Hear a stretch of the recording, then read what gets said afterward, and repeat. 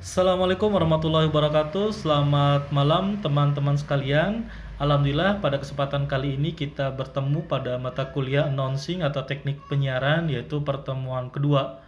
Ya, setelah sebelumnya kita membahas tentang apa itu announcing, kemudian tanggung jawab sebagai announcing. Nah, di pertemuan kedua ini kita akan membahas tema yang mulai teknis ya. Ini adalah salah satu skill yang harus dipelajari agar kita bisa menjadi seorang announcer yang sukses.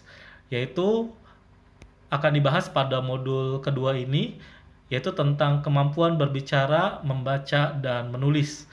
Ya, tiga kemampuan ini saling keterkaitan dan masing-masing harus kita pelajari, kemudian kita kuasai sehingga kita bisa mempraktekkan dengan menarik. Nah, pertama adalah kemampuan berbicara. Untuk mempelajari kemampuan berbicara secara mendetail, kita tidak akan lepas dengan yang namanya teknik public speaking atau ilmu public speaking itu sendiri. Nah, mungkin teman-teman di sini ada ya yang pernah ikut pelatihan public speaking atau hanya mendengar istilah public speaking itu. Ya, dari katanya mungkin sekilas kita sudah bisa menangkap. Public itu adalah umum, speaking adalah berbicara di depan khalayak. Nah, kemudian menurut Hilbram Dunar dalam bukunya My Public Speaking, nah public speaking adalah kemampuan seseorang berbicara di depan umum ya dengan benar sehingga pesan yang diberikan bisa tersampaikan dengan jelas dan kemampuan berbicara atau pesan yang disampaikan bisa langsung dimengerti oleh orang yang mendengarkan. Ya, jadi ketika kita menyampaikan sesuatu, orang itu mengerti. Bagaimana tandanya? Dia merespon apa yang kita sampaikan. Bisa juga dengan gerakan dia mengangguk-nangguk. Nah, berarti dia bisa memahami apa yang kita sampaikan. Kemudian selanjutnya, banyak yang bisa dilakukan dengan kemampuan public speaking, ya. Karena public speaking ini adalah sebuah ilmu yang sifatnya general. Public speaking ini penting untuk dipelajari oleh setiap profesi. Baik itu profesi sebagai seorang pekerja bagi teman-teman yang sudah bekerja maupun profesi sebagai seorang karyawan.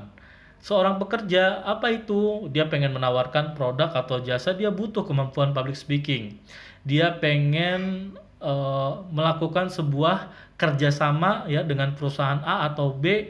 Nah, dia butuh kemampuan public speaking. Bagaimana dia bisa meyakinkan ya orang yang mempunyai kedudukan atau orang yang mempunyai tanggung jawab di situ untuk bisa setuju, agree dengan apa yang ingin kita sampaikan.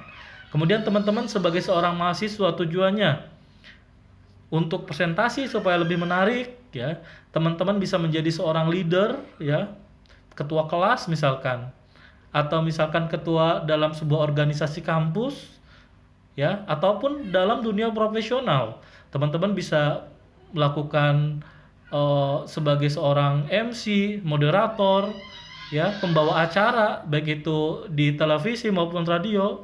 Ya, artinya banyak sekali yang bisa dieksplor dengan teman-teman mempunyai kemampuan public speaking ini. Ya, terkhusus untuk bagaimana melakukan sebuah penyiaran yang baik, baik itu televisi maupun radio.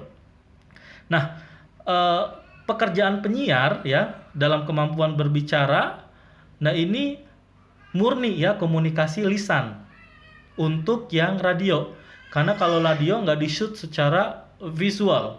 Jadi teman-teman cukup bagaimana mengatur konten ya atau diksi yang teman-teman keluarkan dengan baik dan menarik. Kemudian bagaimana teman-teman bisa mengatur intonasi, kemudian artikulasi dengan jelas, intonasi suara, jeda, stressing. Nah, seperti itu. Itu semuanya technical semua. Kemudian yang selanjutnya juga teman-teman juga harus lancar ketika berbicara ya, dengan vokal yang baik gitu. Irama, nada, tempo dan lain sebagainya. Nah, minimal teman-teman harus latihan olah vokal nih ya supaya kata, supaya huruf yang kita sampaikan itu bisa jelas.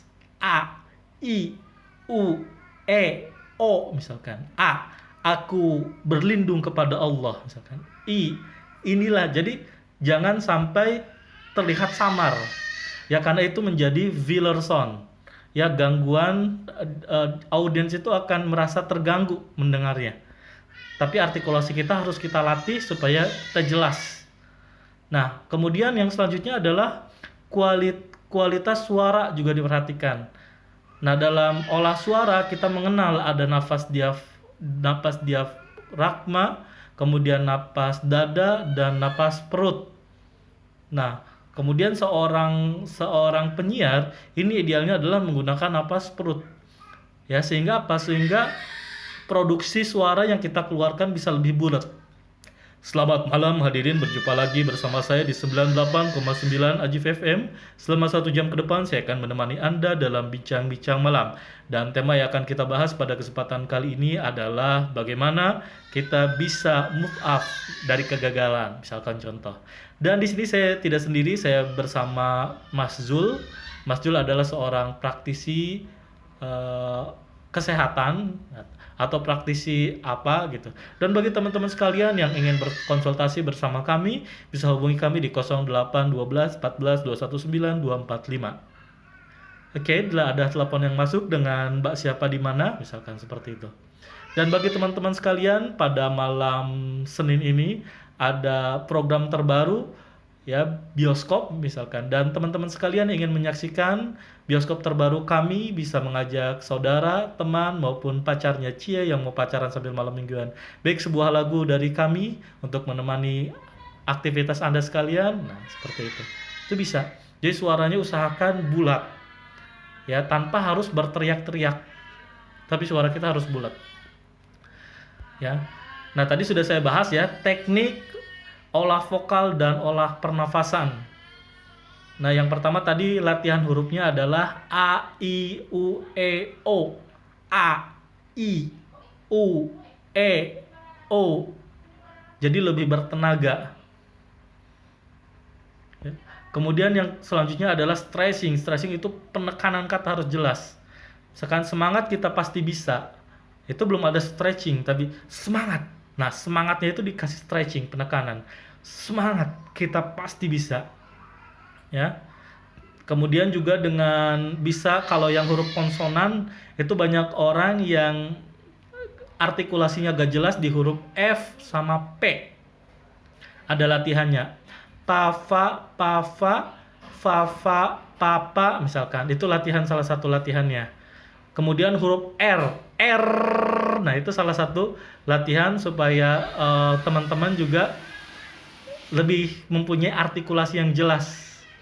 Ya. Nah, kemudian juga hal-hal yang harus diperhatikan ketika teman-teman berbicara. Yang pertama adalah keaslian. Jadi suaranya tidak dibuat-buat ya, murni suara kita sendiri. Jangan dibuat-buat misalkan seperti Mario Teguh misalkan.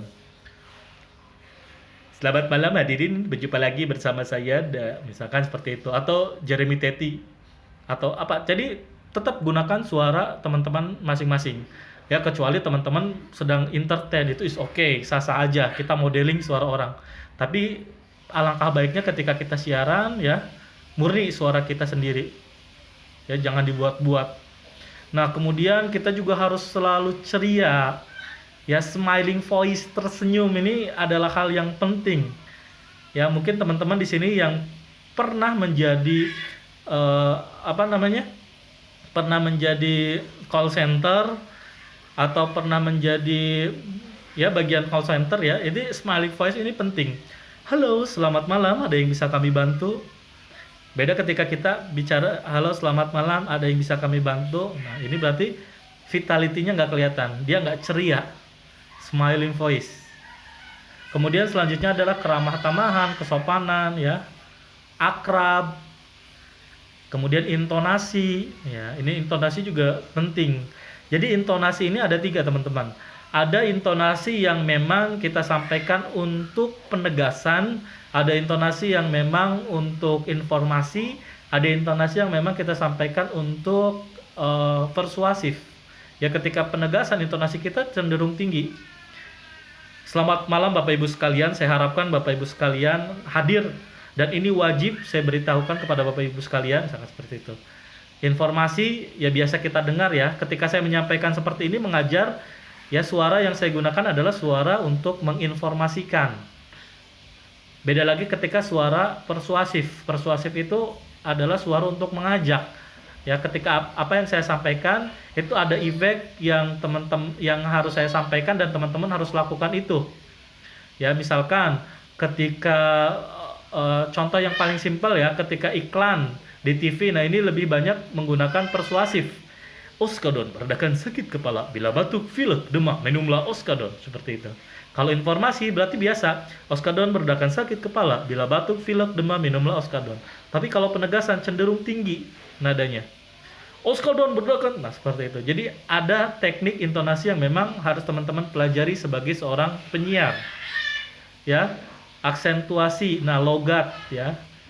Nah, walaupun teman-teman berasal dari daerah manapun, apa itu Sunda, Jawa, dan lain sebagainya, tapi untuk logat tetap harus menggunakan logat Indonesia.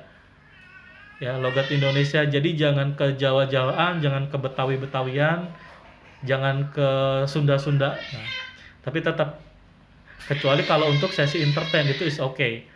Ya, karena banyak sekali di luar sana yang aksentuasi kedaerahannya masih kental gitu dan sulit untuk dirubah. Tapi memang harus butuh latihan ya. Kemudian kecepatan, jeda, ini juga menjadi hal yang penting. Ya, tadi artikulasi juga sudah kita bahas ya. Cara kita menyampaikan, cara kita mengungkapkan huruf ya supaya terdengar jelas. Kemudian selanjutnya adalah kemampuan membaca. Kemampuan spoken reading, yaitu membaca naskah namun terdengar seperti bertutur dan tidak seperti membaca. Ya. Nah, di sini teman-teman harus gunakan gaya bicara dan bahasa kepada pendengar, misalkan seperti menceritakan sesuatu kepada kerabat dekat. Ya. Artinya apa? Ketika kita membaca sesuai dengan teks itu bagus. Ya, tapi ketika kita mampu mengeksplor, kemudian kita mampu mendesain sendiri ya, cara kita dalam menyampaikan itu akan lebih menarik lagi. Kemudian bahasa asing ya seperti bahasa Inggris. Nah, ini memang sulit dibacakan. Namun seorang penyiar setidaknya pasif dalam mengucapkan bahasa Inggris agar tidak salah berucap ya, minimal pronunciation-nya teman-teman harus kuasai sehingga tidak salah mengucap. Ya, walaupun bukan sebagai active speaker ya, tapi minimal untuk pronunciation, cara kita dalam membaca itu harus benar-benar kita pelajari. Dan terakhir adalah kemampuan menulis. Nah, menulis skrip. Nah, ini juga harus salah satu skill yang harus dikuasai oleh seorang penyiar ya untuk membuat naskah siaran. Ya, terutama materi yang ingin disampaikan ketika teman-teman on air di radio. Nah, penyiar juga harus bisa ya menulis kata-kata yang biasa diucapkan dalam keseharian ya, sehingga konten yang teman-teman sampaikan itu ringan gitu, mudah dipahami, jelas. Nah, sehingga audiens itu merasa nyaman dan tertarik dengan apa yang teman-teman sampaikan. Ya, selanjutnya adalah terakhir ini menghindari demam mic. Nah, apa yang harus dihindari? Pertama, teman-teman jangan terlalu pede. Karena dengan teman-teman terlalu pede, teman-teman nantinya kehilangan kontrol. Ya. Nah, sebenarnya grogi itu boleh-boleh aja, tapi hanya disisakan sedikit, jangan terlalu banyak. Tujuannya apa? Hanya sebagai untuk kontrol. Selebihnya teman-teman harus percaya diri. Kemudian selanjutnya adalah duduk dengan posisi yang baik atau berdiri dengan baik ya. Jadi ini fleksibel, apakah teman-teman siaran dengan duduk atau berdiri, tapi usahakan dengan posisi yang baik ya, tegap, jangan terlalu membungkuk, rileks dan lain sebagainya. Kemudian teman-teman harus banyak berlatih di depan umum. Dan terakhir, teman-teman selamat latihan dan selamat praktek olah pernapasan. Ya. Nanti setelah materi ini teman-teman simak ya, saya berikan waktu lagi sama teman-teman sekitar 15 menit. Silakan teman-teman pahami, dan apabila ada yang ditanyakan silakan boleh tanyakan. Oke, sekian dari saya. Terima kasih banyak. Assalamualaikum warahmatullahi wabarakatuh.